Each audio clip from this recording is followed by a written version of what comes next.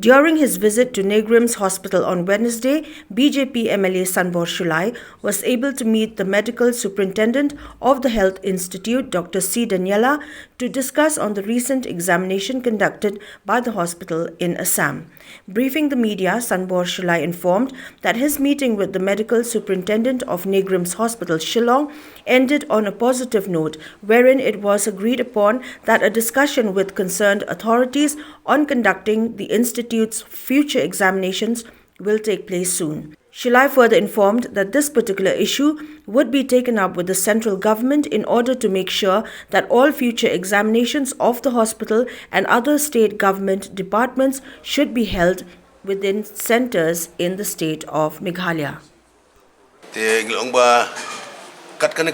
Department henceforth but not din nang ne nomor kadun kajing persajur nagliang ki kemi kpa nagliang jugi as aspirant candidate subuat kam wadam ki samla jugi bagi bopli ka pagan Neigrihms ka nang ne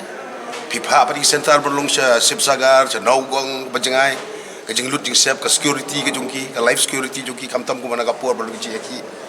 te ngiru kum ki no mi kmat yo telefon le akum no dia le akum no ngila ekran yo manto managane ku Besar juga Assam, te urun kalian juga setik opi, ila ekran bayu urun ila bu, bah henceforth nunu bentang senang ni sekepat lagi nunu, keblong ni bawalam, ki exams ni berkontak bayi ki hang ne, dah keba pihak lang in collaboration with the state government. Kalau kalian state government ke jungi iru in provide the center jungi. Why should you outsource? Why should you go when the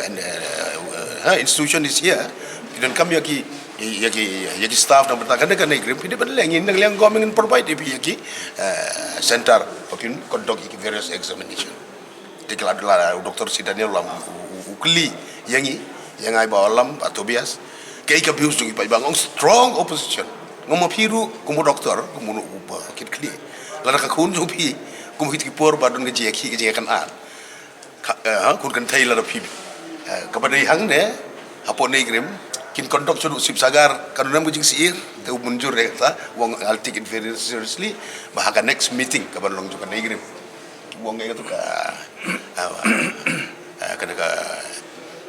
kana meeting juga committee juga controller of examination kapan long unsa wara ya dengan man kabakiru ka terakin sapas notification bikin musya sunan itu man pelong sobat wa hapo state Meghalaya hapo kan jelas